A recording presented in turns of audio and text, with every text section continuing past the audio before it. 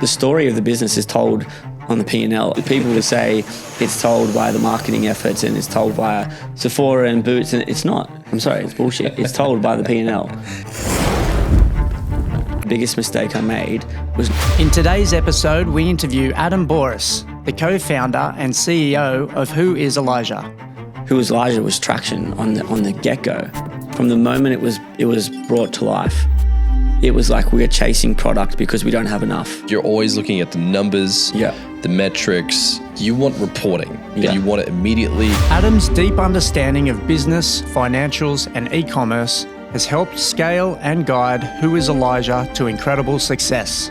From humble beginnings to selling over $3.5 million during Black Friday this year alone, Adam has prepared Who is Elijah to disrupt the international luxury fragrance industry. I started as a cabinet maker. Doesn't matter where you start. As long as you just keep going, you can achieve anything. If you want to learn more about the brand's history and origin, please check out our interview with Raquel Bouris in episode 52. Thank you for joining us, Adam. Mate, it's great to be here. Thank you. Excited, man. And we had Raquel on the pod. You did. And she is an absolutely natural creative. Yeah, she wasn't always like that, but she's really found her moment in the last few years. Yeah. Have you seen her shift from one perspective from another to another? What's been that shift? I think she mentioned she was an EA for a while, for most of her early career. She was at Model Co. She was at Crystal Brook Collection, the hotel company. And when she was there, she was like the most efficient admin person that there is. These EAs, you have to be, right? You're powering. You have to be on the ball, man. You're powering the CEO's, life. And when she sort of switched, when she started Who was Elijah, the good thing was that she sort of brought this creativity out, but she's not one of those creatives that hates doing things because she was so task orientated and deadline orientated and now, not tomorrow. And then you build that, add that creativeness over on the top of that, and you get this sort of superpower that you don't normally see out of these just hardcore creative people.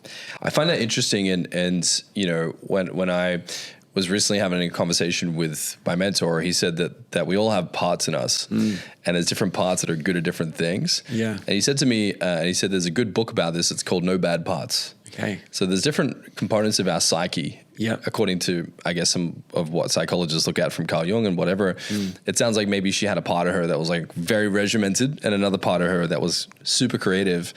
And then she's combined those two parts of herself together. She was up until, late nights all the time as an EA doing tasks for these guys. The founder of Crystal Brook, he was Saudi Arabian. He lived in Saudi. The CEO was here in Australia. And she was working on all time zones. And that was when she was an EA for someone else's brand, someone else's company. So once it became her company, she already had that muscle built.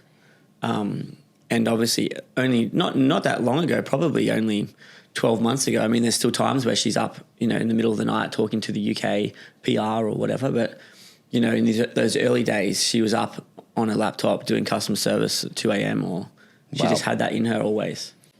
I find that fascinating. Now, for yourself, where did you learn the skills and mindset that would, I guess, later prepare you for business and personal development?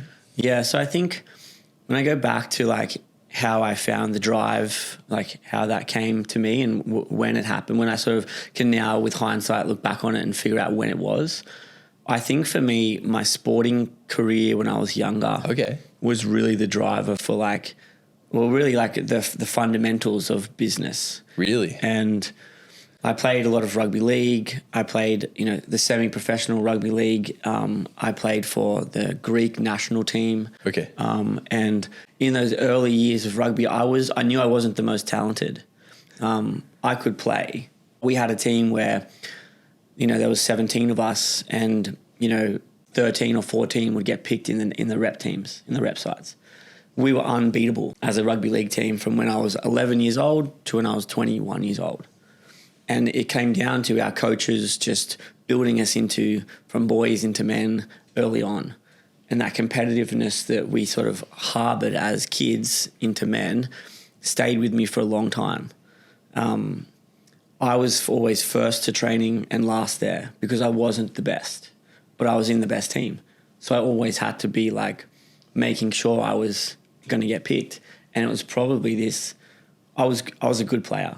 But the guys in my team would go on to play for the Roosters, for Australia, for New South Wales, in the NRL in their careers later on. So having those people to compete with every day, like it forced me to be this like very fierce competitor. And then as I left football and went into business, those same characteristics what got me through the hard years early on. When I first started business, I started a kitchen design company on the back of being an apprentice, for 4 or 5 years. And, I ran that for 8 years and had immense troubles and success in there. And it was because I could just persevere through the hard times. And, being competitive helps you do that. I would agree. Yeah. Yeah. What were some of the, I guess, key things that you took from sports as like fundamental lessons that you could easily apply to business? I think like a really good one is that tomorrow, if you lose a game of footy, there's always next year, there's always the next game.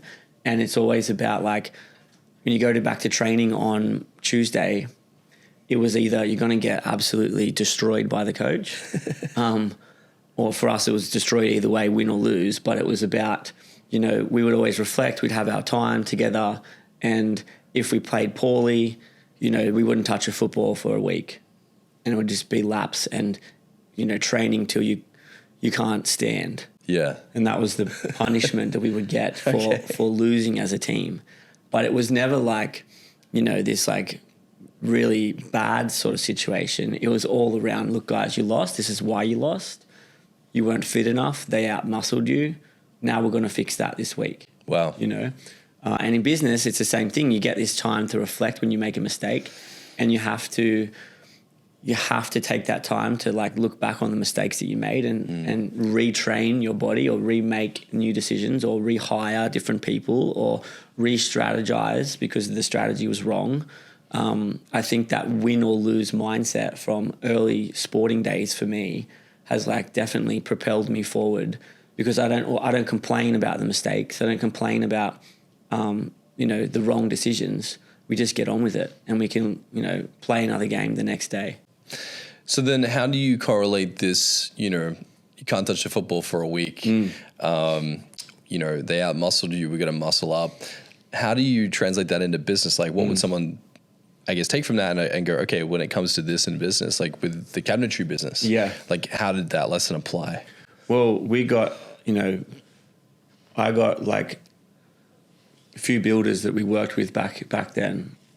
And I was early days, so I didn't understand contracts. I didn't understand payment terms. I didn't understand, leverage or any of that. And some of these big builders just like stepped on me as a little business. Yeah. And they didn't pay me. They pushed me in ways that I didn't understand because I didn't understand the game properly. And because it's a fierce industry. Yeah, construction is hard. And businesses in the construction space are notorious for, not paying people, muscling people, like getting in debates and arguments. Like I've just heard some stories. Yeah, it's tough and happened to us a few times in the first 2 years. I needed to realize, well, what is it?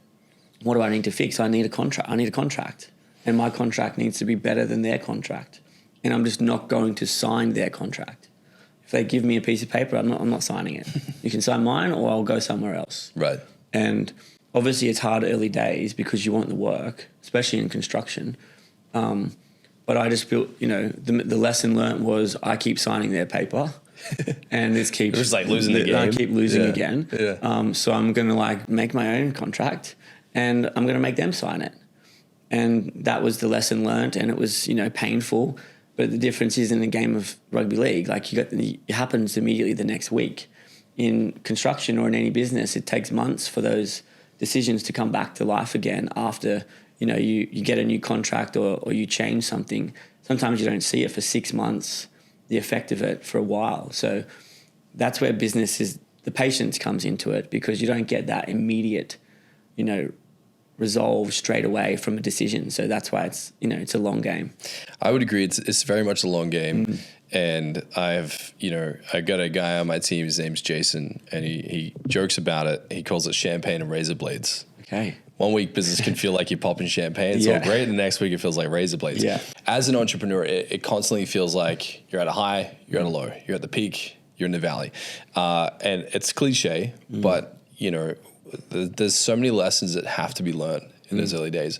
What do you think were the biggest lessons, I guess, in the early days of business for those 8 years that I guess prepared you for who was Elijah? Yeah. Yeah. There was, so that business was called Be Inspired Kitchens, and it went for 8 years. And during the 8-year period, I started 2 other businesses in the same block, completely different industries. So one of them was a bow tie business. Okay. It's very different. Very different. E-com bow tie. This was 2015, 2016. And it was because I went to, you know, one of Ty Lopez's events in LA back in the day when it was like the little groups of people. And it's like, you need to make money while you sleep, you know. I'll go start an e-com brand, right? Because I can sell online, right? But I said yes, and I went over there and I just decided to, like, you know, be open to new things. Came back, started this business with my mate, got it into a partnership with Gary Vee and Vayner Sports. How?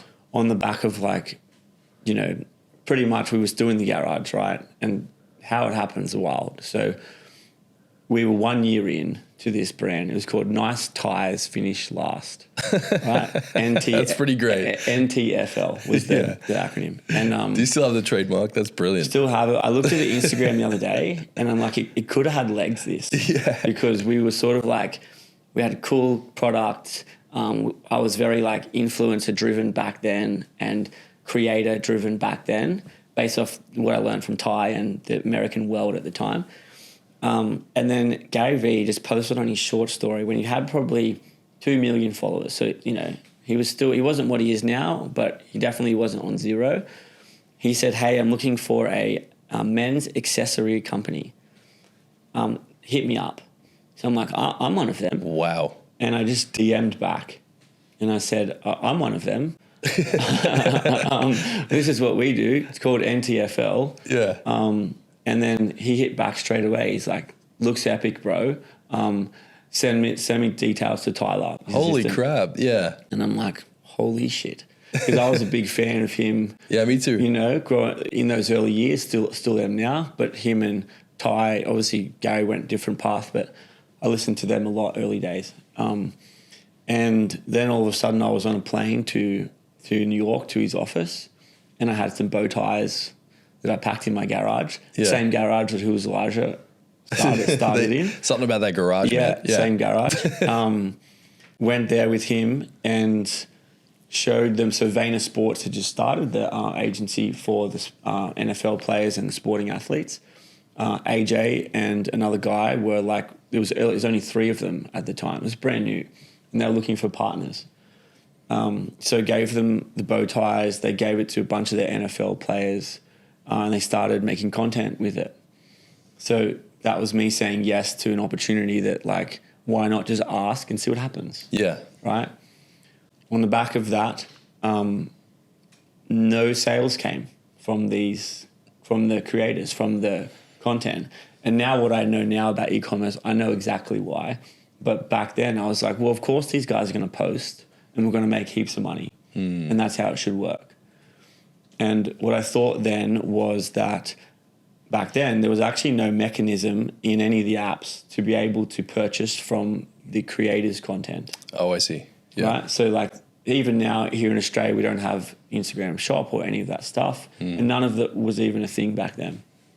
So I was like, well, we need to build an app that allows you to purchase from someone else's content. So my brother and I started an app, and it was called Snatch It. And we launched this app, and it was, you could add a product to a piece of content, and the content would turn into a URL. Wow. So any image into a URL.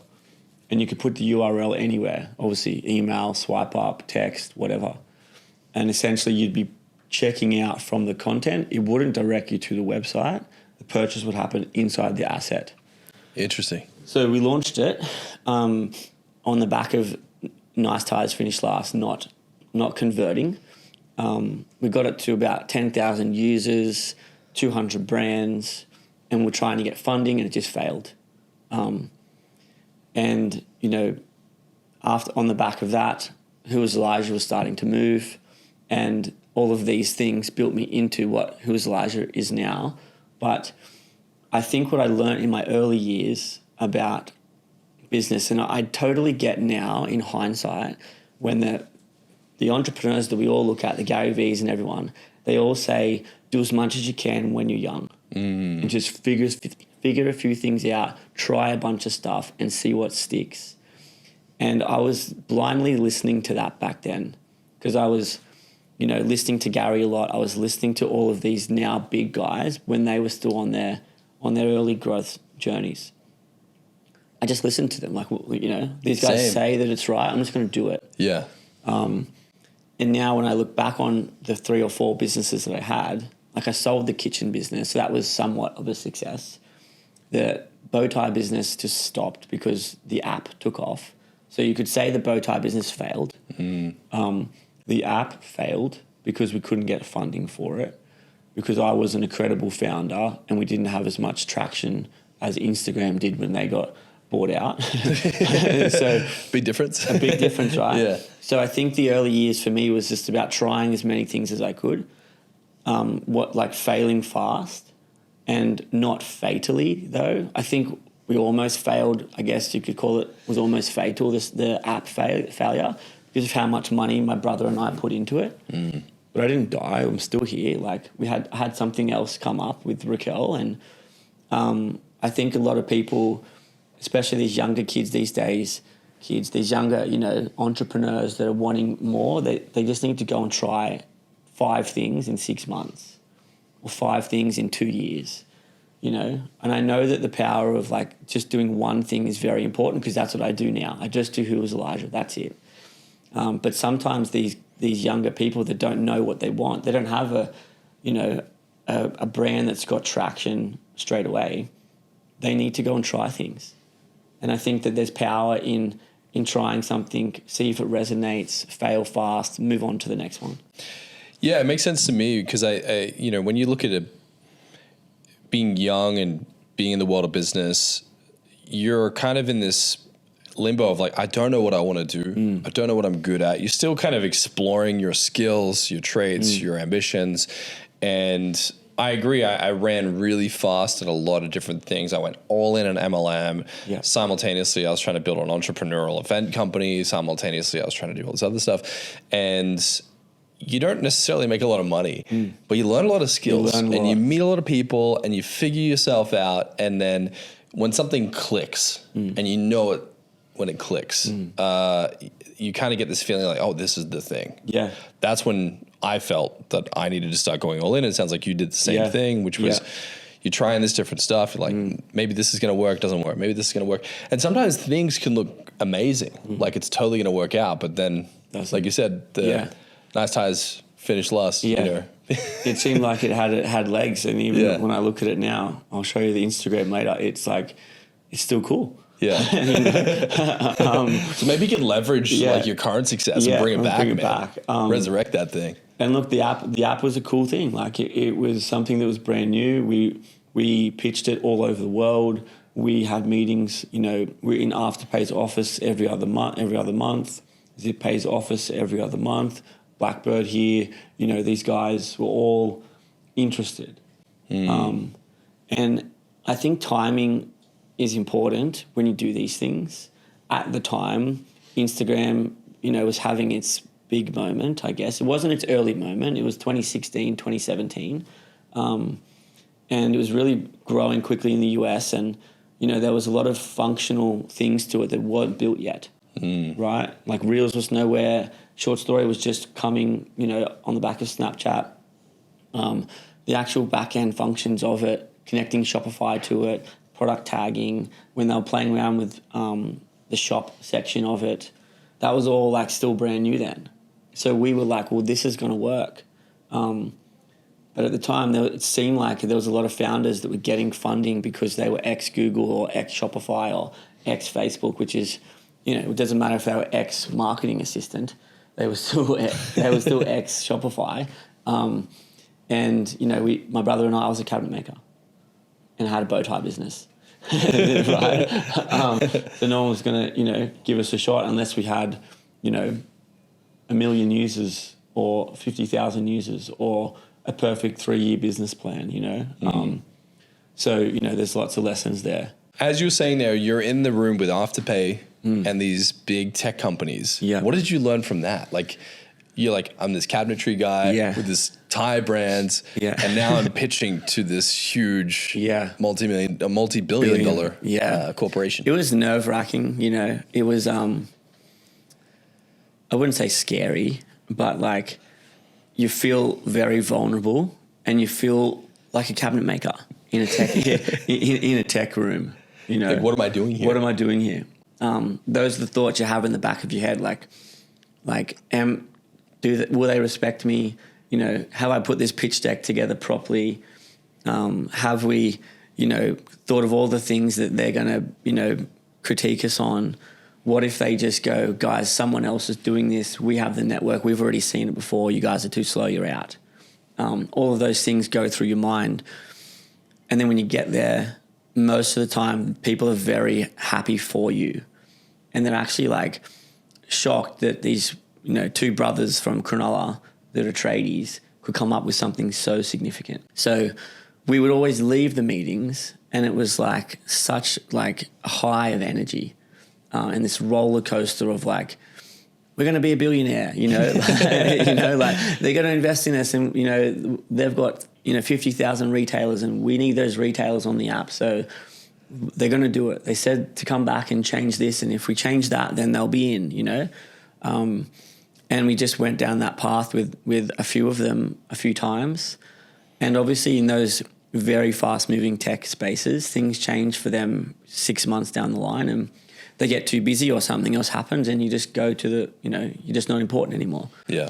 And if you don't have traction or credibility or you're not forcing your way, into the market correctly, then you're just going to be forgotten about. And, my brother was very good at like building the tech and building the stuff. And I think that we learned that, you could get into those rooms if you had something and if you had the right connection in there. I think just a lot of people are afraid they just can't get into the room.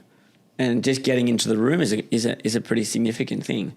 This was Afterpay when they were, 2017, they were, in their moment, like their biggest moments going into their, obviously, exit. But, I think it was an intense time. And when it failed, my brother and I, we were pretty down on it, We knew we'd failed.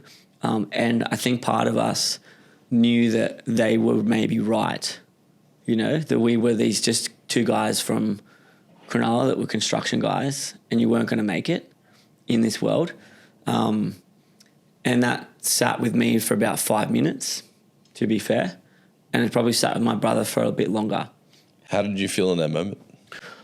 I just was like, I was frustrated. I think, you just get, you see something so clearly and you just can't get the other person to see it the way that you see it, which comes down to communication and storytelling and actual traction and effort. But, I think we just my brother and I just hugged it out. And we just, he went off to do development. So I did a development as well. Who Was Elijah was doing its thing. I was watching it and I was there in the garage and in the kitchen with Raquel, and I was the one moving all of the, building the garage for her and building the sheds for her and helping her with all of the stuff. And what happened with Who Was Elijah was that all these other businesses didn't have traction, right? The one thing that was missing was traction. Who Was Elijah was traction on the get-go. From the moment it was brought to life, it was like we are chasing product because we don't have enough. And that was the moment you said before, that was when it clicks, that was the click. Because the app was needing, we were trying to force it on people that you need to do this. because Right. it's, you know what I mean? Yeah. It's a problem they don't have, right? Yeah. And we have a solution to something they don't even know is a problem yet. I heard someone recently describe, launching a brand into the market is like debating. And you're trying to justify this app is good, you should adopt it, X, Y, Z, and you had adoption. Yeah. However, the market, it always inevitably decides. Yeah. And you're watching, this business you're putting a lot into not get traction. Yeah. Meanwhile, you've got Raquel there, being an EA and working from the boardroom and just selling a ton of product. Yeah. And it clicked for you guys. Yeah. Yeah. Completely clicked. And, she was, again, those first 2 years when she was in the boardroom at her office and we were, we were in the garage still. And was there a particular moment that happened where you're like, whoa? Yeah. Because it sounds like you were really busy. Were you constantly like keeping an eye on what she was doing? Or? Yeah, I was just like her biggest fan the whole way through, and whatever she needed, I would do, and whatever, crazy idea she had, if I had to make something for her to go and do it, I would just drop everything and do it. And that was probably just me being the husband more than the business partner. But I think for when it clicked was when David Jones when we were on the shelf in David Jones. Yeah. And did you go into David Jones and just we went in us. and we were like, holy shit. Yeah. And it was only 1 month, from email to on shelf was like a month. Now it's like 2 years, a year to get into a place. Yeah. But yeah, at that moment, I remember we went to dinner in Cronulla after David Jones was done, signed, sealed and delivered. And there's a photo and I took it. I'm like, you're going to quit your job tomorrow because you're in David Jones. And we had a glass of wine, we had a pizza. She went into work the next day and quit her job. Wow. Yeah. Yeah. She quit her job on the back of that. And I was obviously unemployed at the time. And you are an entrepreneur. I was an entrepreneur. Yeah, I was an entrepreneur. Ex-cabinet maker. Yeah. Yeah. Entrepreneur at the time. I had just done a development down the coast with a friend of mine, which we made some good money on. And I was deciding what to do next, And I just put all the money into Elijah, every dollar. Fantastic. How was that transition for you? Because obviously you're in a relationship. A lot of couples say how they could never imagine working together or running a business together. Yeah. And seldomly does it work. What is your mindset between you and your wife about how you operate together, and why do you think it works? Yeah. I think the first year for me was, and I didn't really tell Raquel or talk to her much about it. I knew it would be, just a longer game to get to feel better about it. But the first year, even now I still say it, but the first year it's her business. And I'd watch her put her life into it and her pain into it and her stress and tears and happiness and excitement all into it.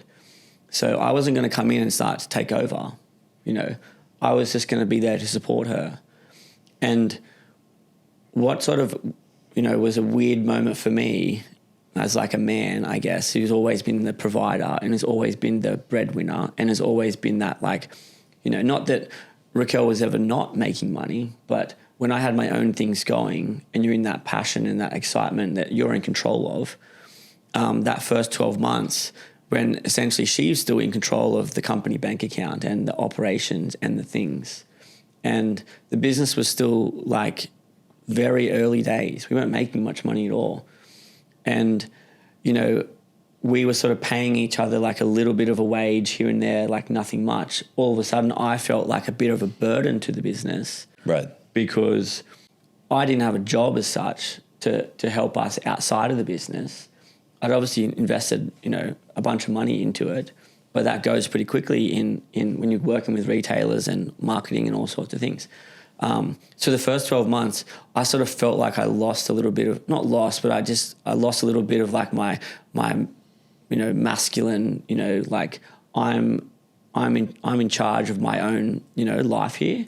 And it took me 12 months and the business 12 months for me to have significant impact in the business and prove that I was able to be there, which I had to sort of prove to myself. I didn't have to prove it to Raquel, but I wanted to be responsible for the business's growth immediately. And the first 12 months was a strange thing for me, who had been an entrepreneur in my own age, my own things for years, to then sort of somewhat take a back seat and not be told what, like, I'm trying to over exaggerate it so you can feel it, not like, and sort of be told a little bit how things are going to be done. And then when I sort of came in, and really probably 6 or 12 months in, I really started to like find the problems in the business and fix them immediately. And not just fix them, but like really excel the business on the back of this problem. Then we started to grow and make revenue. And then, you know, obviously I sort of took over as like CEO, not until the start of this year, end of last year. Okay. So I was there 2 years, you know, just as, you know, operations person or like growth, you know, specialist type of role. And Raquel was still doing a lot of the heavy lifting, but the pressure was too much on her because she was trying to be creative in marketing. And this is the EA in her trying to do everything for everyone. And I just said, look, like, I've got this now. Just let me do it. I'm going to take over the finances. I'm taking over ops. I'm taking over people. I'm going to run all the agencies. I'm going to do all of this. Do what you're good at. You're the best at product, you're the best at marketing, and build your personal brand. That's what the company needs. That's what excites her. And I don't want to see you stressed behind a spreadsheet because you hate it. I love it. So let me just do it, you know? And it wasn't a conversation like that, but it was just like this is now time for me, who loves detail and building blocks and growth and these things, to come in and be like, let me be responsible for this.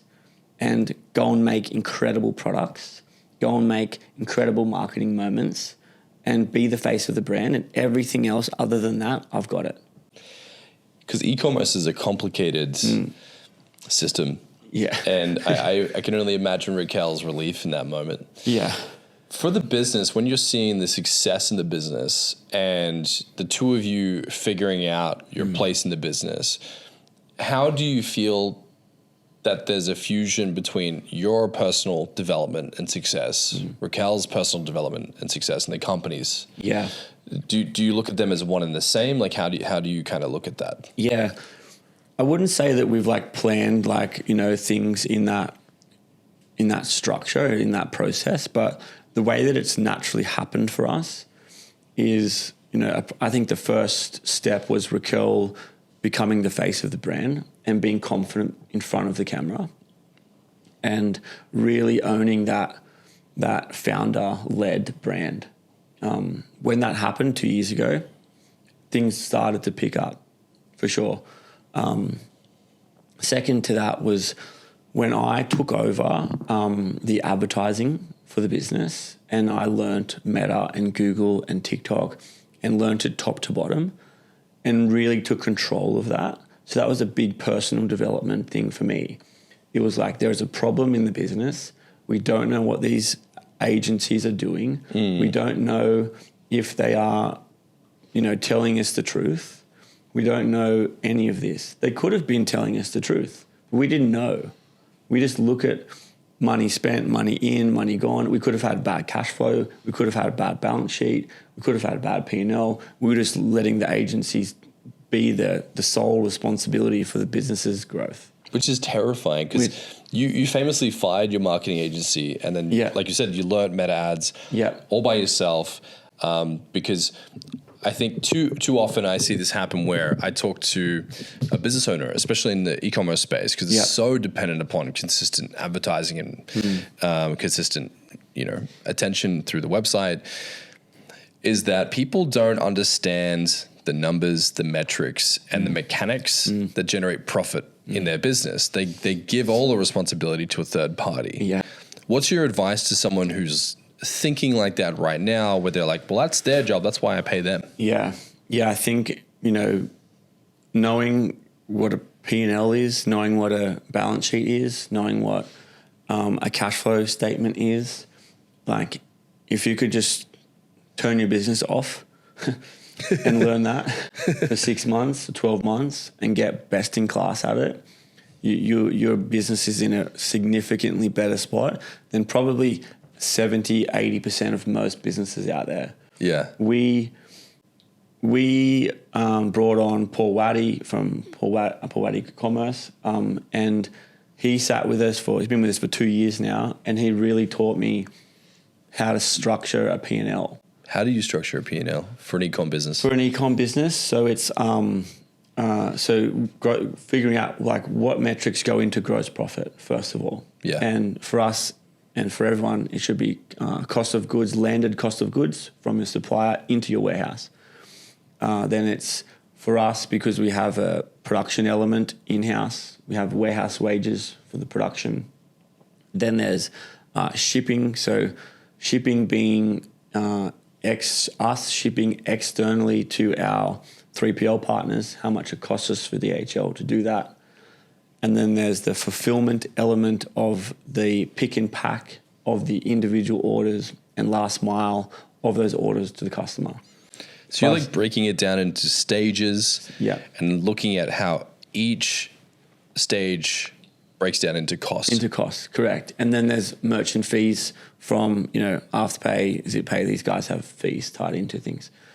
So stack all of those things up on your P&L, and what are those costs as a percentage of your revenue? Wow. Right? Yep. So for us right now, gross profit's about 65%, which is good, but we only just got to this very consistent part of it about 6 months ago when we really started to dial in on it. And then what happens is we look at those metrics and you just obsess over them every day and every week and every month.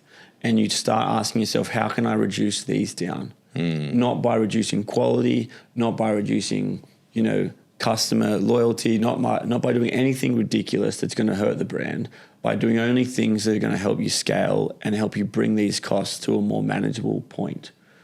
What were some of those things? So really easy one for us was like the shipping element, us sending out our bulk product to our 3PL partners. We had a look at it one day and it's like, we spent $80,000 this month on sending to our 3PLs. Jesus. Which was like 14%. I'm like, guys, what the fuck is this? So like 80 grand. I'm like, what the hell is this? Yeah. For us, it's heaps. So it became a project to my ops manager and others. I'm like, guys, fix this immediately. So it turned out it was like we kept sending things wrong to our 3PL partners, and they kept getting sent back. And then we kept having to send it again. So it was like this double send of just, simple errors on paperwork for us. Okay. That was making this mistake. And it was not correct training for whoever was sending it out. And it was, when we were small, it didn't matter because we weren't sending much. You get 1 or 2 come back, it's not a big deal. In the space of 12 months, you grow 300-400%, and all of a sudden this gets highlighted to you. Yep. But you can't see that it's been highlighted if you don't know where to look, and you don't know how to read it, and you don't know how to track it. So that was now we've got it down from, I think it was like 14%. Now it's like, guys, you have 3%. You have 3% of the revenue of this month to send stuff. Do not go over it. So then you do it goes the other way. You start to set the targets for the spend.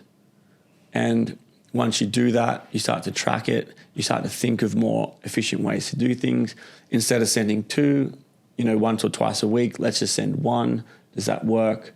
Let's send it this way instead of that way. Let's do better demand planning. Maybe we can put it on a boat. Maybe we can stop sending via plane. So that was, a big moment like that for us.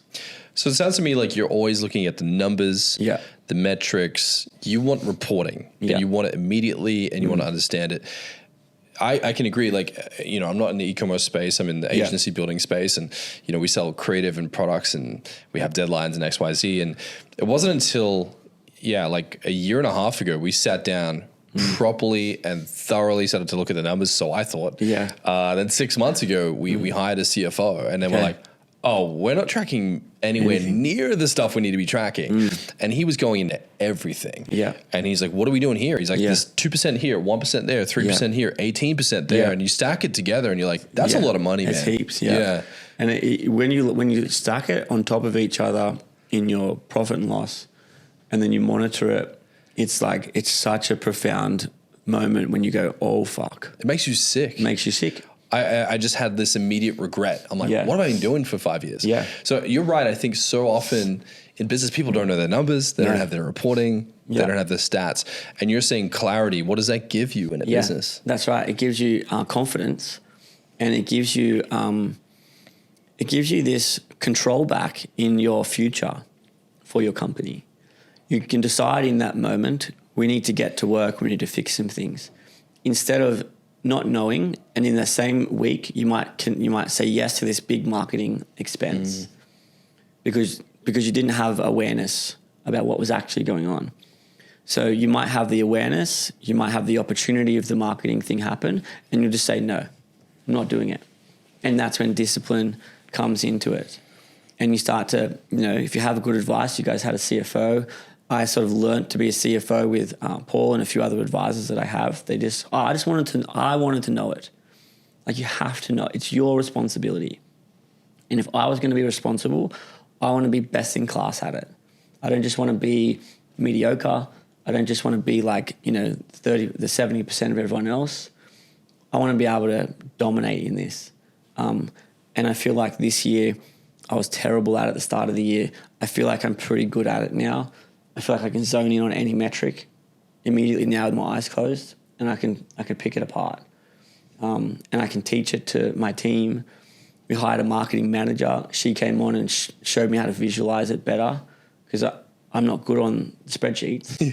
But I know what I want them to look like.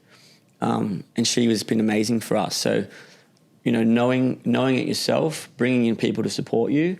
And then every day, I probably spend more time with my finance manager than anyone else, just because, this stuff's so important. Because we had such an up and down year, 2024, the story of the business is told on the P&L. I know it's like people will say it's told via the marketing efforts and it's told via Sephora and Boots, and it's not. I'm sorry, it's bullshit. It's told by the P&L. And you can see very clearly the things that you did right and did wrong by just dialing in. Yeah, I did that this year, and I was like, well, that was a terrible month because I made one decision that spurred into this, and it's like the opportunity cost. So I like to break it down into 3 types of costs. You have soft costs, hard costs, and opportunity costs. For me, soft cost is like time away from the kids, time away from my family. Hard cost is like, well, it costs $100,000 for, I hired a marketing agency this year, an advertisement agency. Sunk, multiple 6 figures into it, did nothing for the business. Wow. And it's like, well, what's the opportunity cost of that? Well, had I had that $200,000 somewhere else, I could have done this over here. But I didn't do that over here. And it's like in a business, everything kind of cascades and like impacts the next month and the ongoing months. Do you find that when you're looking at your business, you're trying to forecast the next 6 months? Like, how do you foresee where things are going with the P&L? So this year, like, we already have every month locked in 2025, January to December, even going into 2026. That's just how much confidence you can get by doing this. Wow. And yes, the other part is like, this is just numbers on a page, right? And it is. You have to go and execute these things the way that you want them to be done. We have been for the last 2 months working on this global plan, and we're in 4 countries now. So all these countries are all split out into their own P&Ls and their own plans. And you start to see how some regions are performing better than others. New Zealand for us, just because I hadn't looked at it properly, New Zealand for us is probably one of the best places to be in. And so now next year we're going to spend a lot of time there. We might do a lot of in-region creators and influencers in UGC and really push it, because I can see it now. The UK is investment, which means it's losing money. It's an investment for us at the moment because of how much money we're putting into PR and launching over there. So I know that because that's money going, investment over there, I guess, that we can't be too crazy in other places. You can't be crazy everywhere if you've got, some places that need more time than others. And visually seeing that from any level of business, I sat with, this girl I'm mentoring yesterday, and I showed her a few things, and she's in her first year, just finished her first year.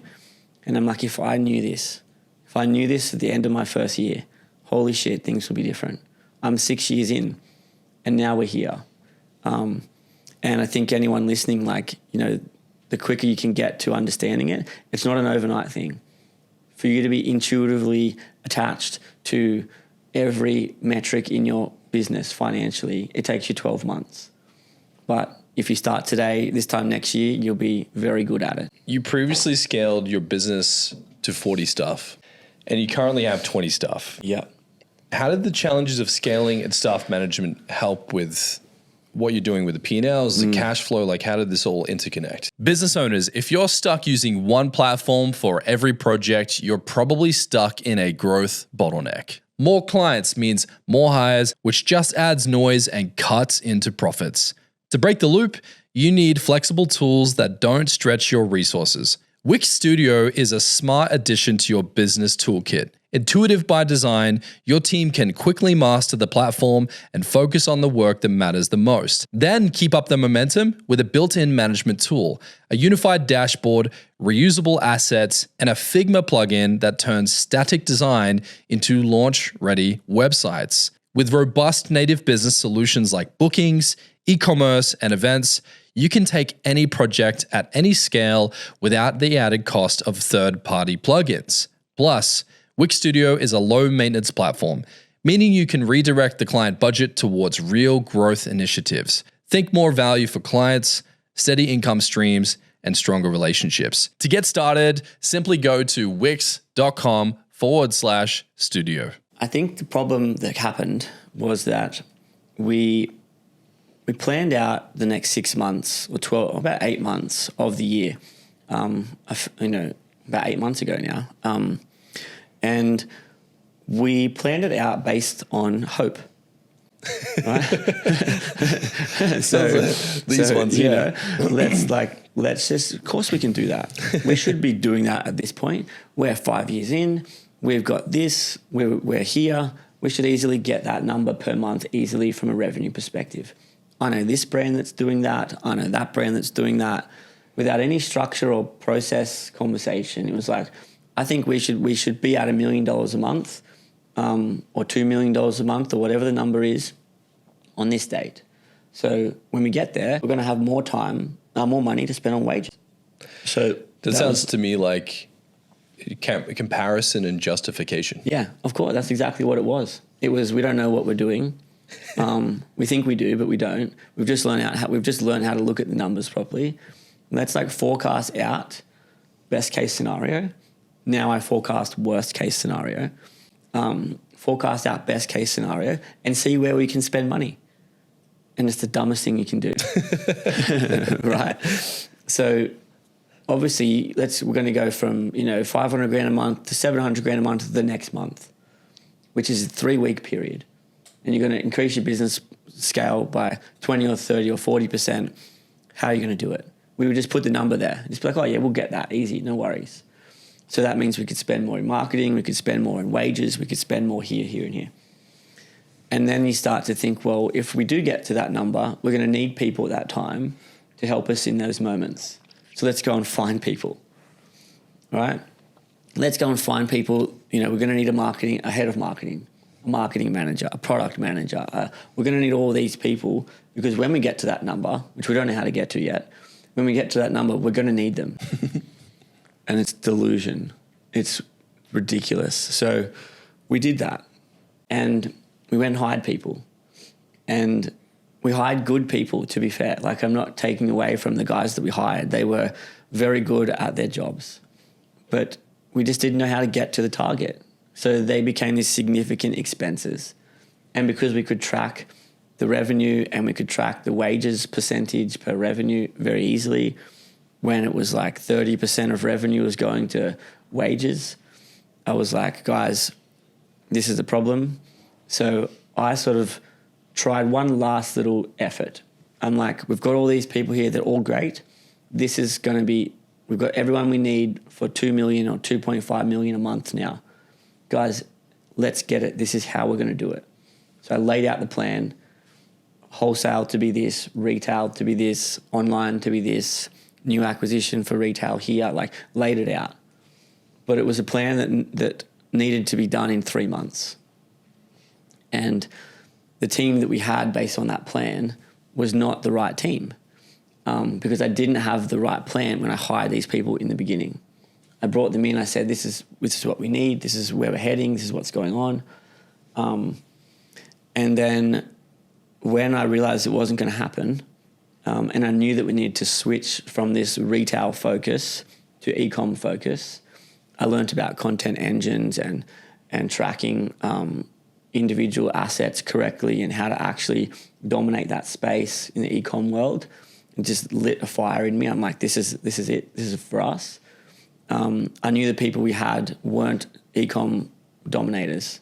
So I just had to you get that feeling immediately and you just have to act on it straight away, and it's hard.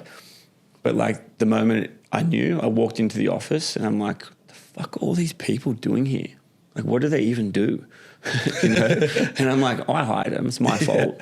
And then the next day I just, one by one, just let them go.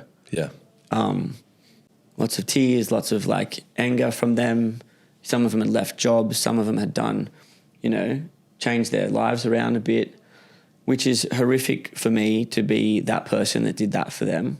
And that's my fault, and I live with that. But that's also the nature of the beast in a startup. We weren't, this giant company that was locked in. And the biggest mistake I made was not having a completely clear vision for the business to be able to start hiring people that accelerated that plan, because they have the skills to do it. Yeah. The people we hired had skills in other areas, so they weren't going to be needed. I would assume that most people in that predicament would try to find a way to keep their team or to change someone's role. And you were looking at that that's probably not the best maneuver. I was looking at the P&L, and I was like, if I keep these people here, we're going to be in a real bad spot in 4 or 5 months. And because I had clarity on it, because I could see it clearly every day, because every morning was updated for me what was going on, I knew that it was, it needed to be done immediately. So, some of these people had never been let go of before because they was that good at their jobs in other businesses that they've been in. And, that's just part of it. But also I think what I learned as a, entrepreneur, CEO in those moments was doing the hard things, is really empowering. Not empowering in I feel good about what I did, but the business needed it. Why is it that doing the hard thing becomes empowering? Because a lot of times in business, people think about, they know the thing that needs to be done the most, right? They just know it. And it's in the back of your head, and it's in your thoughts, it's in your dreams, it's in your first thing when you wake up, especially if it's a significant challenge that the business is in. When you feel it, you need to act on it. And especially if it's something that's a hard thing that needs to be done, you try to dance around, you try to go for advice somewhere else to get them to tell you that it doesn't need to be done. But at the end of the day, you're the boss, you're in charge, and it is your outcomes. You have to just step up to the plate, and you have to do the hard thing. And I did that a lot this year. But it becomes addictive. And because you do the hard thing, you're like, whoa, look at the impact. Yeah. Then you start looking for the next hard thing. Yeah. Let me add it. Exactly. Yeah. And, I think that, there's so much confidence that can be made internally from when you just actually do it. So when you're looking at hiring now on your team, what do you look for? I'm making sure first I have the right plan for the business, and then I'm not hiring just on a busy time of year. Everyone can hire during November, because there's always in e-commerce, because there's money everywhere to be made and spent in November and December. You just had Black Friday, so money's in the war chest. Yeah, and it's all, you could hire 5 people in November and you wouldn't notice it financially. But right now I'm looking for, first of all, do I have the right plan in place? And if I do, first thing I'm going to do, if it's a creative person, as an example, you know, one of our graphic designers left, and immediately we were like, let's hire another one. We need them. And 6 months ago, I would have said, yes, let's get 2. We need 2, you know, because this person left because she was burnt out, and, you know, November, Christmas, packaging, all this stuff was a bit much for her. And I'd be like, let's hire 2. And now I'm like, can it be outsourced? And what does that process of outsourcing look like? There is definitely agency and freelancers out there that can do this as good as we can do it.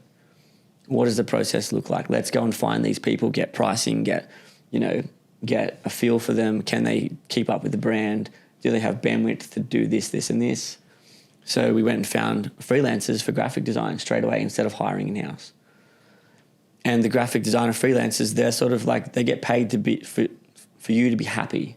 You won't pay them until it's complete and it's right. So in-house, it's different. You pay them regardless if it's right. Pay them hourly, right? You pay them hourly. Yeah. You know, so that's something that we considered. Because the liability sits back on you when you hire someone. That's right. When you outsource it, fingers crossed, the liability sits on them. On them, yeah. That's right. And there is this to and fro moment that happens with the economies of scale of a business, as you would know. We could grow really quickly with this freelance world, and we could do lots of agency and lots of freelancers, but at some point when the business is so big, that's going to be very hard to manage.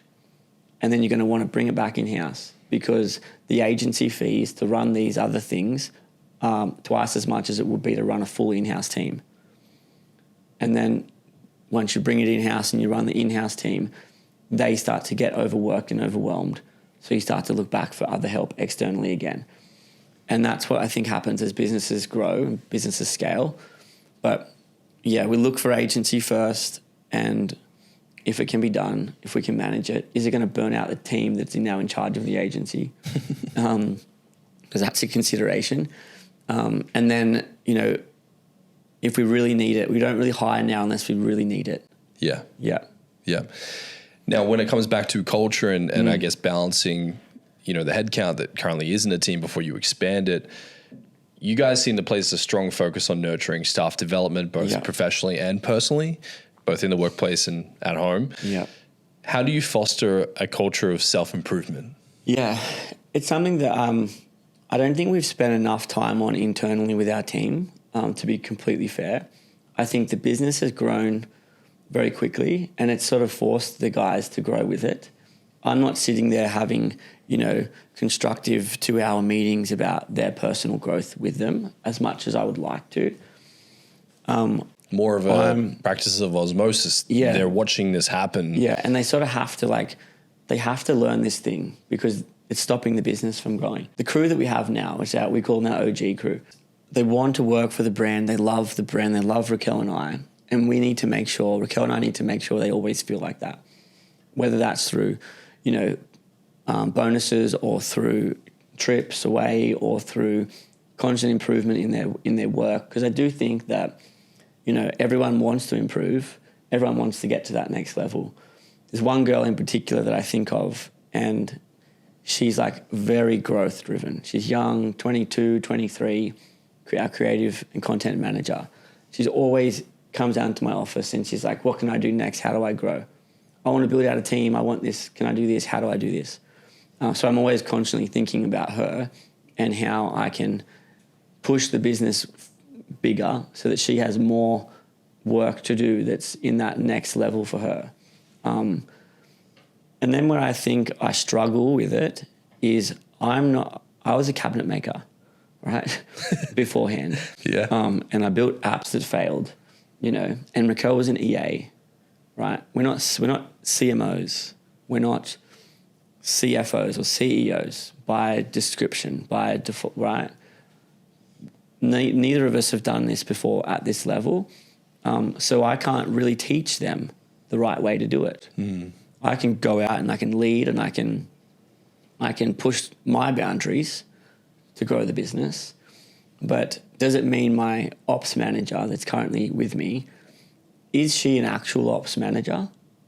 Or is she just who is Elijah's ops manager that's grown as we've grown? I see. Do you know what I mean? Yeah. And it gets sort of to this point that yes, I could keep promoting her up as the business grows, but would she get the COO job at High Smile based on the experience that who was Elijah? I don't know.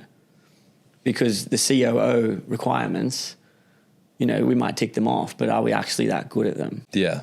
Our business is growing, it's quick, yes, it's great, but are my team like fully able to take those roles on if they were to leave and go somewhere else? Yeah. So that's what I sort of look at, and that's why I feel bad if I'm not fostering that relationship with them and that growth with them.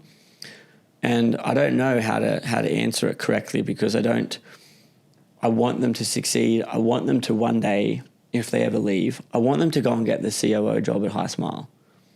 I want that for them, because then I would have felt that I've got them into that right position. So I think for us, it's like, if I'm continually pushing the business forward and pushing it into new places where we need, new growth and we need new understandings and new processes, then they will grow with it.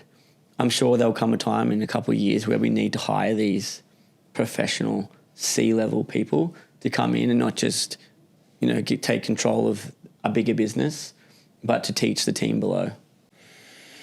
It's a tricky one. It is. I think I've juggled with it a bit, and one thing that has helped remedy some of the challenges is hiring fractional people. So like, a fractional CFO, then develop a CEO, a fractional CEO, CMO, so on. Yeah. And when you bring someone in fractionally, it's like they're there 1 day a week or 2 days a week, but then they're able to kind of like poke holes in the problem, and then challenge the team to go, hey, we should be focusing on this. Yeah.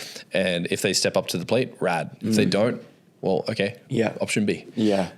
So that's how I kind of look at it, which is like option A is like, let's see if we can test our team, and can I bring someone in who's done it to test our team? Test them, yeah. And if that doesn't work, then option B. What would you say when it comes to the business? Because we had Raquel in here, and it's very clear that she's super creative. Yeah. Is a bit of a ball terror and just knows what and where she needs to be and how to get the creative and how to get the people to listen to her and pay attention to the content. What do you think your superpower is, and what do you think Raquel's is from your perspective? Raquel's superpower is that she won't take no for an answer. Do you have an example of that? Well, look at Boots, for example. Obviously, when she went over there and she knocked on the door literally, and she gave samples out and said, like, you have to stock my product, because they told her no 2 days before. She was in London 48 hours later. That's her saying, I'm not going to take no for an answer. Where she also doesn't take no for an answer, more from a creative aspect, is if she wants to do this, big marketing campaign, like this chemical addiction shoot that will probably have come out by the time this comes out. Pretty wild what it is. And she was just never going to be told no. What is chemical addiction? Yeah, it's a new scent. It's our next fragrance. The name is perfect. The name's Chemical Addiction. Yeah.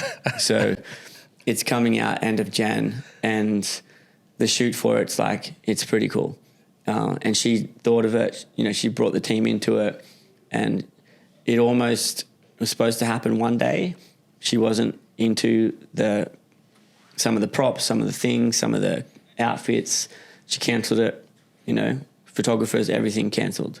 We're doing it next week, and I'm going to go buy the stuff myself. So that's her saying she wants it done her way. Yep.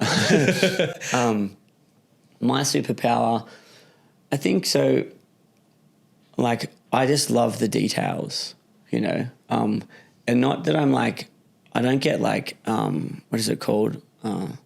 Information paralysis or whatever, where I just can't make a decision. Like paralysis analysis. You don't get it? No, I'm very good at making decisions, and I can make decisions quickly. But for me, I just love, like, I can see the impact of a decision today in 12 months' time, in 6 months' time. I can just feel like I can be very connected with those decisions we make now for the future. I do think, though, on a personal level, intuitively, I'm very emotionally aware of everyone else around me. And I have very good emotional intelligence. when it comes to reading the room, the situation, making sure people are okay. Are they like my team and I, when we have one-on-ones with them or when we have meetings with them, most of them think I'm going to come out and ask them about our KPIs or whatever. And I'll just stop and I'm like, how are you feeling? I really deeply, genuinely care about how people feel about what they do every day. And I think that for me is a superpower for me, because I can, get the most out of people, and I can push them to be people that they didn't see in themselves. Wow. I have the ability, I think, to see the best in people. And then I'm willing to commit to help them get there. And that's something that I think is in business as well. It's such a powerful thing to have and to foster for me, because as our team grows and as our life grows, I want these people to grow with us. And some people might not see their best version, but I'll always go in there trying to find that person and bring it to life for them. Hearing parts of your story here, from being a cabinet maker to, selling ties to NFL players at Gary Vee, to, I guess watching Raquel build this from the back rooms of being an EA, and then jumping in and investing. Mm-hmm. If you were to say from, I guess, Genesis to now, looking at your mindset evolving over time, if there were something you have now that you could give yourself at the very beginning of the investment, what would that be? It's such a cliche, but it's patience. Like, it really is patience. And in those early days, you make decisions based off now and tomorrow and next week and next month. And only the last few months, I've really leaned into this much longer term view on everything. Not longer term view on, I'm happy to waste time and just see what happens. Longer term view on, well, our warehouse right now is in its infancy. In 2 years' time, in 3 years' time, I want it to be this automated AI production line that's just like efficient as anything. And I can't go and do that tomorrow. But I know if I make the right decisions and I stick to it and I'm patient with it and I go for it, we can get there in two years probably. When I'm implementing new apps or when I'm implementing new tools in e-com, I'm not just waiting for them to change to make us rich, right? So many people download an app and they think it's going to make them rich overnight because someone 40x to, those stories you see on the case studies of these websites, we 40x'd in, 9 minutes, and it's like, doesn't happen. Yeah. Or it's really rare. And there's times, of course, when maybe it did, but like maybe for the crypto bros or what have you. Something like that. But I take a longer term view on most of the decisions now. And I'm also aware, the reason I'm like this is because decisions we made, 12 months ago, I now see now, today. And were they the correct ones? Some were, some weren't. Now, with patience, why is it essential that entrepreneurs focus on that as a key tool in developing their team, developing their P&Ls, learning these skills that can't happen overnight? Yeah. I guess, how do you weaponize patience? Yeah. I think it just genuinely takes longer than you think to do things. Like, it really does. Building a brand, yes, you can start it in 90 days. You can build something pretty significant in 90 days. But the brands that really last, they stick to it for years. Agreed. Years and years. 90 days is just to fire up the engine. Yeah, fire it up. To get to the destination, it takes ages. Years. So if someone was to be short-term thinking and say, I'm going to start my brand in 90 days, and then they expect on day 91 to be rich and to be, known around the world, and to walk down the street and have paparazzi and have people know who you are and have that loyal connection to customers. It's a myth. It's not going to happen in 91 days. And I think that things just genuinely take longer than you think. And there's obviously, the saying, we underestimate what we can do in 5 and overestimate what we can do in 1 year. And it's so true. what we've done in 5 years, you know, I didn't think that we would have got this far. We always knew that it was going to go, but you know, the last 5 years, it's taken us, perfect example, it's taken us 5 years to get to this point where I can sit with you and I can sit with some of the biggest people, you know, in the space in Australia and feel comfortable in the seat. I couldn't do it after 1 year. So I think that... What is it that you think that is that gives you comfort now? It's reps, you know. It's the scars of battle, you know. It's the success of decisions. It's the teamwork. It's the late nights. It's just the work that you put in over and over and over again. And yes, you can put in work and you can go nowhere and you can fail, you know. So you have to make the right decisions. It's not just about, you know, working 15 hours a day every day. You have to make sure that the ladder you're climbing up is leaning against the right wall. Otherwise, you're going to go to the wrong spot, right? You're going to end up somewhere where you don't want to be. But, you know, it just takes time. And it's not the fact that it takes time and you could just go slowly. We are moving extremely fast. At least it feels like that, to get to where we are in 5 years.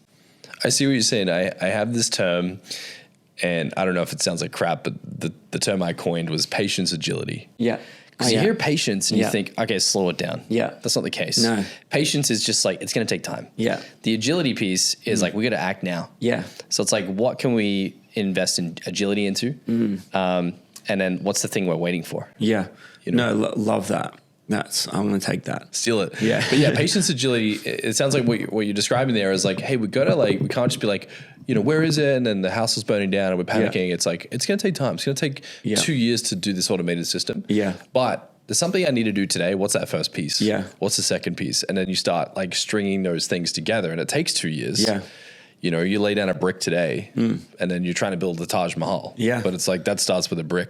Yeah. Today. Yeah. That's right. And this is where it's hard for founders that are brand new and it's day one because, you know, they don't. Where's the Lambo? Where does it start? You know, where does it start for them? And what is their 5 years? And like, if the decisions they make today are not the right ones. So, you know, it's challenging, but fortunate now being 5 or 6 years in, now I'm looking at the next 5 years and I see this huge growth and this huge opportunity, but we need to start now. How did the mistakes in scaling Who is Elijah in Australia prepare you for the global expansion plan? The mistakes that we made first is important. Financially, we made one pretty bad mistake that I think a lot of people probably have made. I know a lot of people have made it, but we leaned on short-term finance through Shopify Capital and another one. And this was, again, early days. Raquel, that Shopify sends you a thing. They said, here, we'll give you $100,000. Take it, you know. Sends it to, you know, your Shopify app and you press a button and it's in your account. And for us... That's pretty dope. Yeah.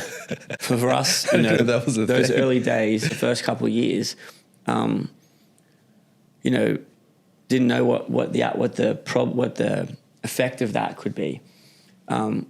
And I suppose the other question is, why did we need it?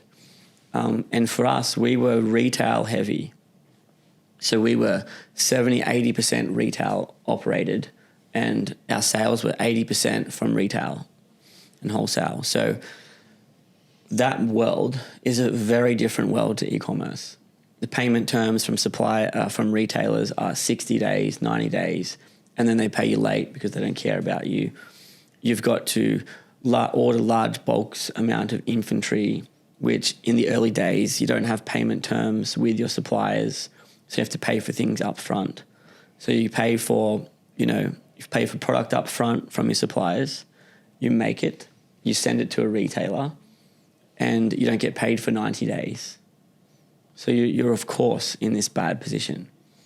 And because we were wholesale dominant in the beginning, we were always in that bad position. So leaning on some of these finance options was a big mistake for us. And it took us a while to untangle out of it. So anyone listening, just don't do it. And And equally, what we learned from that going into new markets, to your question, was we don't want to be in hundreds and hundreds of retailers that can make us vulnerable in this position. Yes, we built the brand to now be 70% e-com, 30% retail, but the strategy changed because we had 800 retailers here in Australia, 800 doors, we've only got 80 doors now here in Australia, and it's very much more specific people. And over in the other countries, we just want to have the best. Why?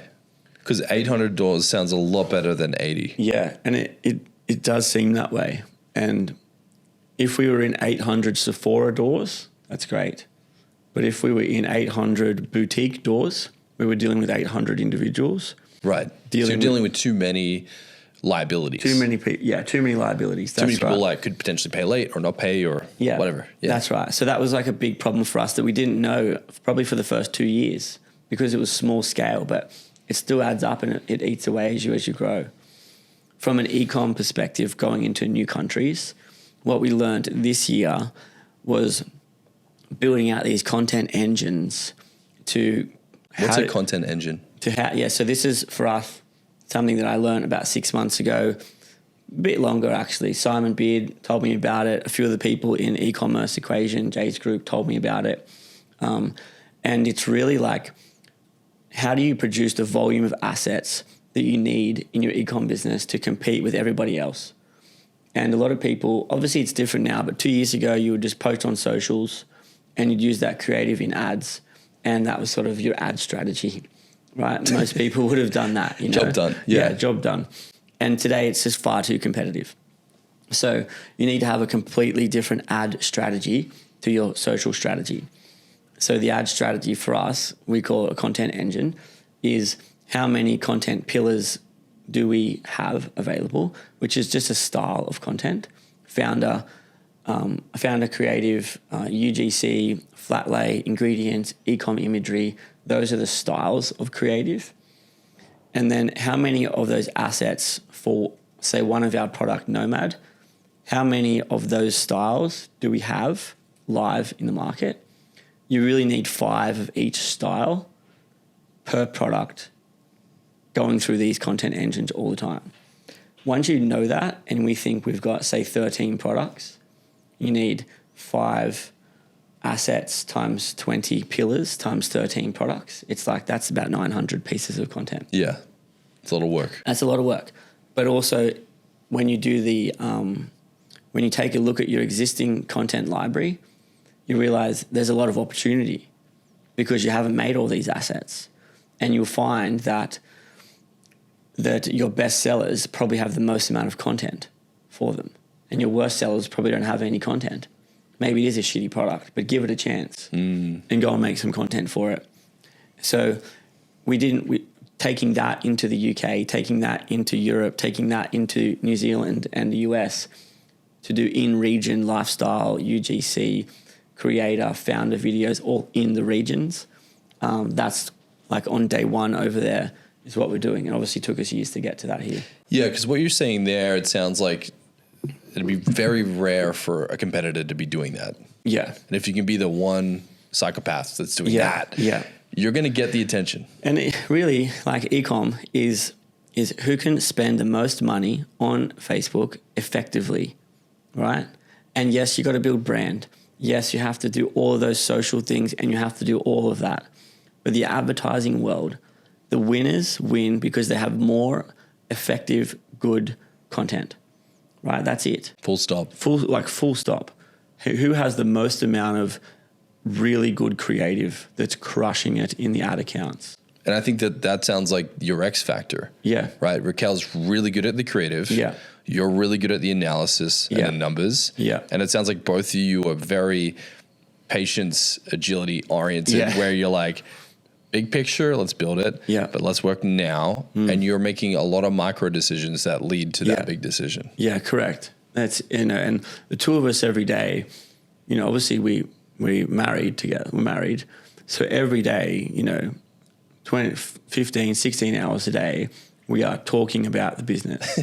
So we get to make these decisions quickly versus having a CEO and a head of creative that would have a 1 hour meeting twice a week. Right. So you guys have a lot of time. So we have the 15 hours a day. So you're like 15 years worth of time a usual team would have 15 in a year. 15 hours would take, sometimes you do that once a fortnight, once a week. It's 15 weeks. We can do it in a day. So you're just saying a lot of people out there just need to get married. Yeah. Yes, correct.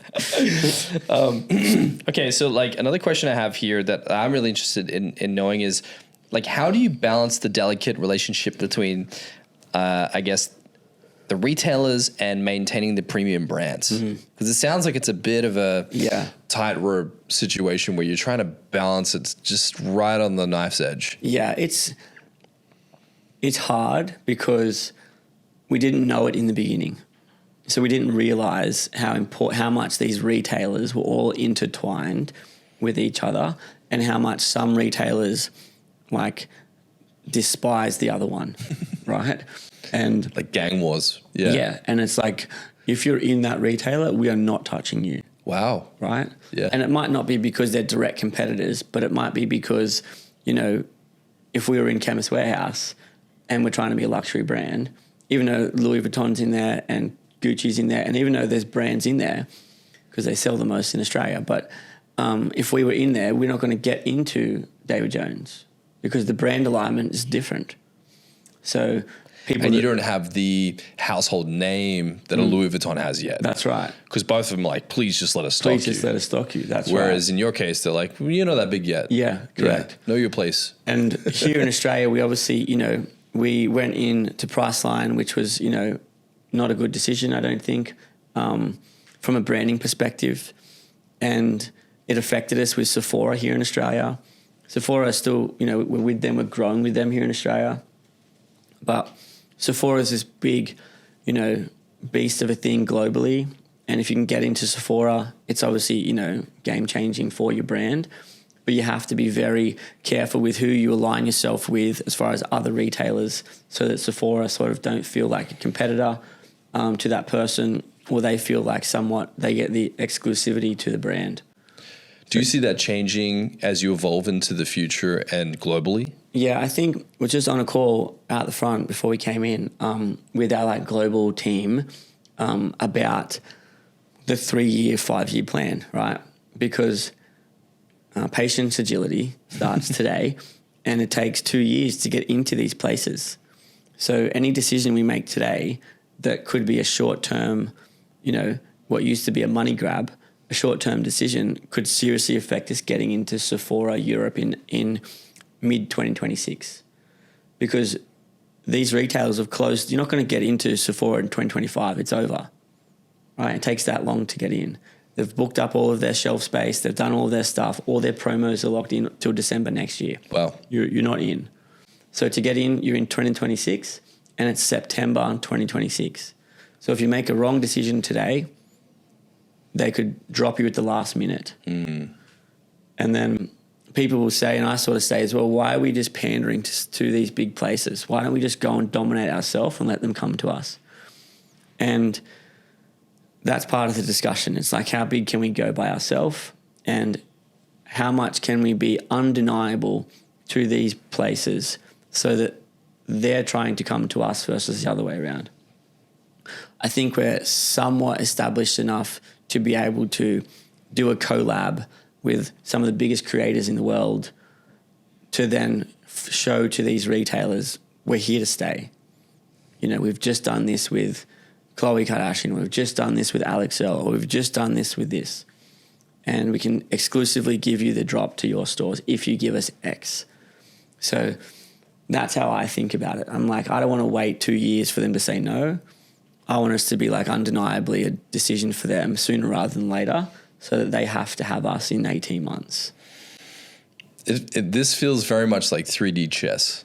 Fully, yeah. I have to make a move now. Yeah. But I'm also trying to think 36 moves ahead. Exactly. On a 3-dimensional plane. Yeah. And it's like one wrong move could topple the whole kingdom. The whole thing. Yeah. And that's why you need a good e-com business to build up underneath and not rely so heavily on this wholesale world. If you were to say, okay, back to the wholesale world, the retail space, what puts pressure on their neck from a brand? I think it's, if we did some significantly big collabs with the best creators in the world in region to them. So obviously US, you'd pick, Alex Cooper or Alex Earl or one of the Kardashians or any of those guys. In Europe, you just find the biggest creators there and do collabs with them. So you do a collab with someone who's in the zeitgeist, in the press, who's a name that people care about. Yeah. Then the retailer is like, well, everyone's watching that. That's right. And if you're collaborating with them, you're in. Yeah, and retail is about, I think where people get it wrong, and we probably also got this wrong early on, is it's not about like what the retailer can do for us, because obviously we get POs and yes, we make money, but the retailer needs to feel like, what are we going to do for them? Like what new customer is going to walk into the door that has not been in there before to buy our product? And if they know that this cohort of customers from Hills Elijah is someone that's not been around before, it's going to come in and spend money because of a collab or just brand equity over the years, then that's how it should work. Would you liken it to a concept around who's the draw card? So for example, a retailer might say, well, you need us to succeed. Yes. But then they look at Louis Vuitton as like, well, we need you in our store to bring the customers in. Correct. To succeed. So it's like, which one's the draw card? Yeah, it's a tug of war for sure. And I think you just have to not put all your eggs in this basket because, it's retail and they could do anything they want. You don't want to end up in a vice grip. You don't want to end up in the grip. So this is why e-com and your own brand and your own channels are like more important than that. I heard a quote, and it's that someone's intelligent when they can hold two complex ideas at the same time. Yeah. So you're holding this e-commerce concept together with this retail concept, and you're equally feeding both. Yeah, that's right. And we didn't have this direction. We didn't have this plan. It was like, let's be all retail. Let's just go to here because, they want us there, but it's not aligned with luxury, but we'll just go there because they want us. And that's short-term thinking. And now the plan is, to be, in these biggest and best, luxury, but like, retailers around the world but build our e-com brand like as the big core of the business, because that eventually over 5 years, 10 years is what's going to get us into these places. Yeah. Let's talk to them now because it takes 2 years anyway. And, we'll show them over 2 years what we can do. Would you say that as you're trying to become a luxury brand, you're having the revelation that scarcity is what makes it luxurious? Yeah, it's been a weird one for us, choosing this model potentially where we sell out or where we don't, we cut supply of certain things. And, I've spoken with brands like G'd Up that do it probably the best and how they run that model. And I think because of our retail presence, right? Retailers, you can't stock on store and then sell out. Yeah. Because they make time, they change their store layout for you. They want expected sales. You're going to commit to marketing. So this like drop model doesn't work with retail the way that it works with online. Interesting. So it's not like a Rolex where there's right. a 2 year waiting list. No, that's right. To get your Rolex, but you have to buy it today. And like would Sephora, if Louis Vuitton did a drop, do you think you'd ever walk into a Sephora and see an empty Louis Vuitton shelving? Right? No. And Sephora would be like, we're losing money not having stuff on the shelf here. Yeah, we have space and there's nothing to sell. There's nothing there. So it's interesting that, yeah. Is that where your mindset sits in how you need to build this as a legacy brand? Yeah, I think so. I think long term we have to build our own channels. We have to build the Hills Elijah brand as if, retailers are going to come to us. We have to have incredible product. I think we have a great product. I think there's more around the experience that the customer could, have with the product that we haven't really delved into too much. I think there's a lot more marketing around emotions and experience and how memories tie into perfume that you see the big companies like McDonald's do really. I saw this one the other day where the guy's driving around the drive-through with his kid in the back and how emotional that is. Yeah. And a few of those other really, I think Volvo did a really good one recently. those type of things, I'm always watching them, thinking about how we can bring that emotion to our brand.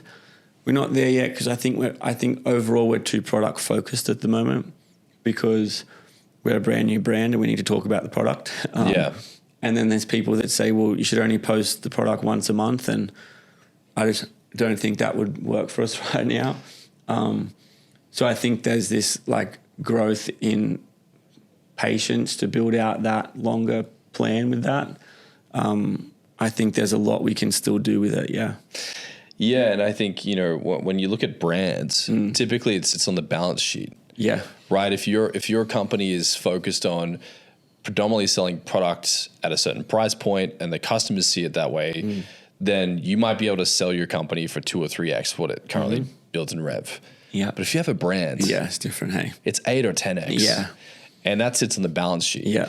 Same product, same customers, same price point. Yeah. Very different balance sheet. Yeah. Very different exit. Definitely.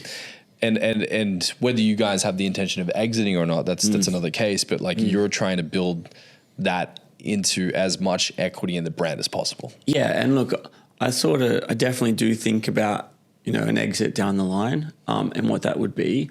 So I do have that, you know, at least as a contingency plan. Like, you know, begin with the end in mind. I've always been like that. And I do think that when I look at comparable exits, you know, obviously Culture Kings, look at ASOP recently, and a few others, you know. Yeah, well, we had Simon Beard on the pod. Yeah, and we worked with those guys. And, I looked at this there's a story where I was chatting to his cousin, and he's like standing out the front of an ATM machine, and it, you know, displays how much he's just had to enter his bank account. He just keeps refreshing it because he's in shock. Like, we all want that vision, right? Yeah, and I think it's you look at guys like Simon, and he tells you it's achievable, and I think that it is, and I think it is for us. I think that brand credibility, you know, community, all of those building blocks are the most important thing. And obviously, you know, the growth trajectory at the point of negotiation is the most important part of it. And what is coming and what are these, you know, potential acquirers, what is their growth plan going to be based on what you've done? Yeah. That increases the multiple for sure. I definitely think about all this stuff. Well, I talked to Simon about some of this, and you know, we're at a dinner, and we're having this conversation, and I was like, you know, it just seemed like Culture Kings was on a meteoric rise. Like, why did you sell it? Yeah. And he was like, well, dude, like at the end of the day, it just, to me, he's like, his mentor said to him, you know, it's the time to sell when you don't want to sell it. Don't want to sell, yeah. And he's like, that's when it's worth the most. Yeah. And yeah, I mean, I followed Simon from the beginning, the early days, and, you know, we talk here and there on DMs as well. And he's a great guy, definitely. You know, listen to what he says, the same as why I listened to Gary back in the day and those guys. You just have someone like him who's done it very recently, very fresh, and he's very keen to talk about it. So he's great. He's phenomenal, man. He's just got a great energy, and he really knows what he's talking about. So in conclusion, how do you want to be remembered? I think in business, like obviously there's business and friendships and family and all those things. I think in the business world, and it's probably why I still want to push hard and have this somewhat like blinkers on. I want to succeed, you know. I do want to succeed, you know, in business at a really high level, you know, which is obviously this big exit or this big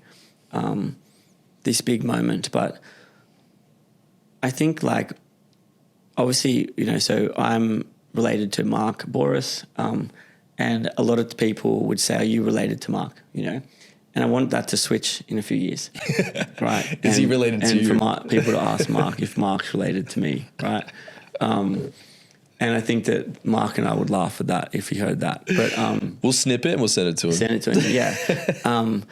And look, I think I want to be remembered for doing it the right way. I think, you know, for being nice, for being not a pushover, but for being nice and for doing the right thing by people and for building people up and for building a team that didn't think they could achieve things that they achieved personally. I think that, you know, I want to look back and have really impactful memories of the time spent with the team building it. And I want to look after them when it does happen, if it does happen. I think that's, important to me, that people that put in the effort, they get rewarded regardless. And I think, I want to do it with my wife, I want Raquel and I to do it side by side. I want us to, live this life and go through these challenges and have this time together that, inevitably it will end at some point, 10 years, 20 years, and we would have done it together, and our kids would have watched us do this pretty significant thing. And it will be a blip in the ocean comparatively to the rest of the business world. But it would be Raquel and I that, breaking away from, I guess, our, maybe expected paths from where we started. And I think that's like, it's motivational to me to be like, it is doable. And I think I want people to know that I started as a cabinet maker. Like, it doesn't matter where you start. As long as you just keep going, you can achieve anything. So, yeah, it's going to be good. I would agree with that. Yeah. 5 years ago, I was at Telstra. Yeah. 10 years ago, you were a cabinet maker. Yeah, it's crazy. Anything can happen. What's a quote or a mantra that you've carried with you on this journey that you wished everyone listening to this would immediately adopt and implement? Oh, it's a quote. Take your time. I wrote it down the other day, actually. And it's actually Alex Hormozi. It's been recent for me. And it's, the world belongs to optimists. Ooh, yeah. And I think that that's very powerful. Like, it does, and if you want to do something significant, you have to first believe that you can do it. You have to have this vision that it can be done, and you have to be optimistic about it. Even in the hardest times this year, when I thought, I don't know if we're going to make it because of some challenges that we put ourselves into, I've always been, there's a way out. There's a way out. It's been done. I'm going to find it. We're going to get through it. We're going to be great because of it. And I do think, again, Alex Hormozi said, he's like, this is, when you're in these challenges, it's like, this is the chapter. This is the chapter I'm going to reread a few times, but it's not the end. And I think that, the world belongs to optimists is how it should be. I liken that to, you have to be big on the vision, but ruthless on the details. Yeah, love that. Right? Because you have to. Like, I think no one's ever erected a statue for a critic. True. Yeah. The people that tend to claim territory in the market tend to go out with optimism. And the challenge, I think, in the Australian market, for those listening to this who are Australians, if you want success in the Australian market, you're taking it off someone else. Yeah. If you want to sell perfume, you're taking sales off someone else. Yeah. If you want to sell carpentry, you're taking business off someone else. And I think as a culture, we can tend to be very nice and kind and courteous. Business is tough. Yeah. And you have to be truly invested in your product. You have to know your stuff is the shit, or that you can develop it into something that is. Yeah. For you, around that optimism piece, is there a practice or a meditation that you do to stay optimistic? I do. I think I didn't realize it was like a thing that has had impact on me, but it has. Each day, like when I train in the morning, I go for a walk. After that, I walk the Esplanade at Cronulla, get a coffee. It's about a 45-minute walk. And because I've always been so like intuitive with who I am and, what I'm going through at this moment, or who I can become, I've always, on these walks, probably for the last 3 years, 4 years maybe, every day, and I'm constantly like living in that future, manifesting, I guess you call it that, where I'm imagining going into a boardroom and potential exit. I've got the pen and the paper and the glass, and I can feel the room and the people and the chair and all of it. And that might be that day. And then another day I might be thinking about when we're in London and my son's at school, picking him up, again, his uniform, his hat, his thing, and his happiness in that moment. Because I really feel like I need to live in those, future states to be able to build myself today to get there. And I like to spend a lot of time there on these walks so that I can really feel it right. And then I sort of will catch myself if I'm not, aligned or my actions aren't working towards those moments. You can sort of feel that you're not aligned with those visions and those things that you want for yourself. And that for me over the last 3 or 4 years just happens on those walks every morning. And it's not like I go on the walk and I'm like, okay, I'm going to manifest today. And today I'm going to think about this. I can just walk and really just like be in those future moments. And I really enjoy it. And I think that a lot of people need to spend more time living in the future that they want to create. Powerful. Yeah. And it's like you said, if the P&Ls tell the story, maybe your vision walks in the morning remind you of why you're doing it. Correct. That's exactly it. Yeah. When you wake up in the morning, what's something that you do specifically that gets you really fired up aside from the walk? Yeah. Look, I'm not like a let's jump out of bed, let's go type of person. Yeah, cold plunge and cold plunge 2 a.m. Meditate 6 hours. Neuroscience and philosophy. Yeah. And not that I'm against that stuff. I think it's cool, and I have done the ice baths and all the stuff. I think for me, like where I get momentum in my life is when I do the things that I say I was going to do. If I get up at 5:01, I feel like I've wasted the day. Versus 4:59. Jesus, man, it's 2 minutes. I know, and it's just mentally. It's like you said you were going to get up, and you're pretty much awake. You just got your eyes shut because you're just whatever. Just get up and go. Yeah. And if I do the things I said I was going to do, then the confidence just builds and builds and builds and builds, and it starts. In the early morning when the alarm goes off, 4:30, 4:45, whatever it is. Get to the gym, do the workout, do it hard, do this last part that you don't want to do, go for a walk, make sure you eat healthy. It's all for me about these little wins every day throughout the day. If the day is shit and things go wrong, if I've at least hold true to myself, you can go to bed, sweet. Right. So like, because you beat the sun up, you're like, okay, you loser, like I'm awake before you are, bitch. And then you get to the gym, you smash the gym. So at 6 o'clock you've already beat the sun, you've beat yourself up in the gym, you feel pretty good. I think and I'm if like a bad meeting happens at like 11 at lunch, you're like, whatever, it can all be fixed. But the flip side is for me that if I don't wake up when I told myself I would, if I skip the gym, and I'm not saying I go to the gym every day because like I'm perfect, but like if I skip the gym, like I feel like a piece of shit. Yeah. Because I told myself I was going to go. Because I think on social media, you see all this stuff like the morning routine, and it seems like they're doing it just to flex on you. Yeah. But you're saying you don't care about that. You're just doing it so that you can feel and establish self-esteem and confidence. Yeah. And I think like self-confidence comes from doing what you said you were going to do. That's if you just say I'm going to eat this today, and you eat it, you've just you've ticked off something you said you were going to do. You've signed a contract with yourself saying I'm going to do this thing, and you've completed your end of the bargain, and that's confidence building, and that just can start small by your alarm clock, or it can start big by like how am I going to show up in this meeting, or what do I want to get out of this? It's like you were saying with the contracts, like people always stitching you up by not fulfilling their part of their obligation. So you wrote a contract and you held them to it. Yeah. This is like you're holding a contract against yourself. To yourself, yeah. And I think I'm probably, probably a bit hard on myself at times when I'm, for whatever reason, I might not fulfill that part that I said I was going to do. That gets frustrating for me.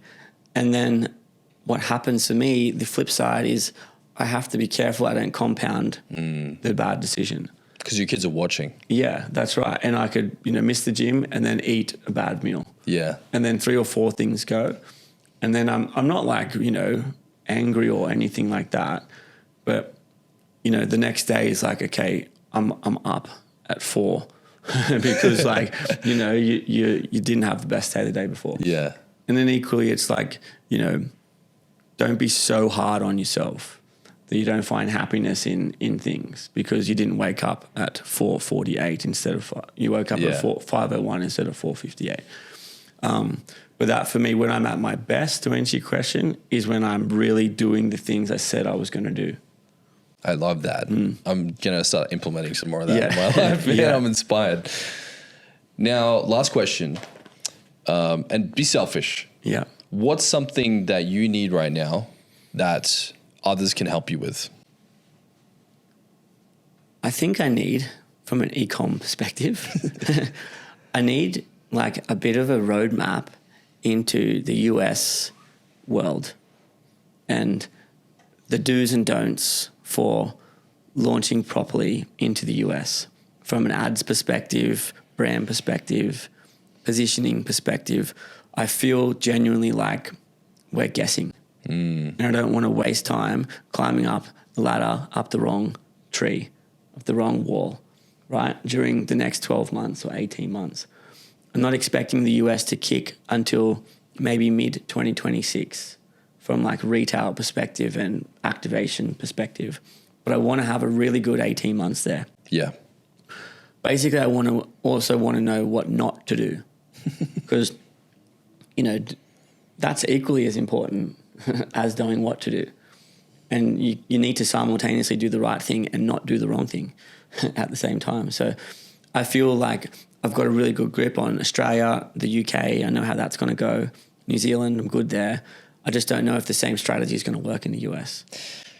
I think you're in luck. Yeah. So serendipitous that you brought this up. Like tomorrow we're meeting up and there's a gentleman I'm introducing you to who's done just that. Oh, wow. Yeah. Okay. So Perfect. the universe provides, man, whatever deity they're into is like, I got you back. Perfect. But yeah, so we'll chat more about that afterward. But yeah, man, I just love your energy. Thank you. It's obvious that you and Raquel have just an enormous amount of respect for each other, a lot of love and a beautiful family and a legacy that's taking place as we speak. Yeah. Sounds like you got a gangster team behind the scenes.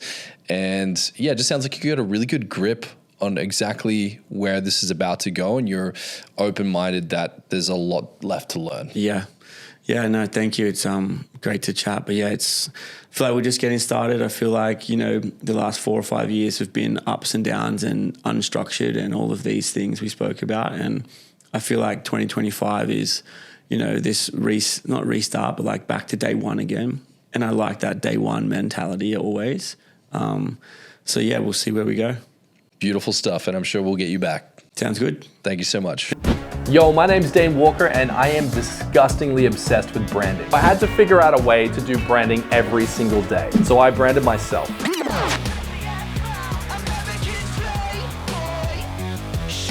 Then, I started my agency, Rival.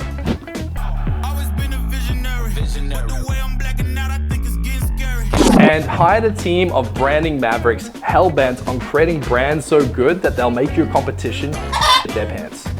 So here's the thing, you want your brand to go viral and Rival makes brands go viral.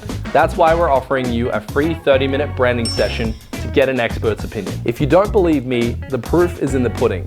Here's what clients have to say about Rival.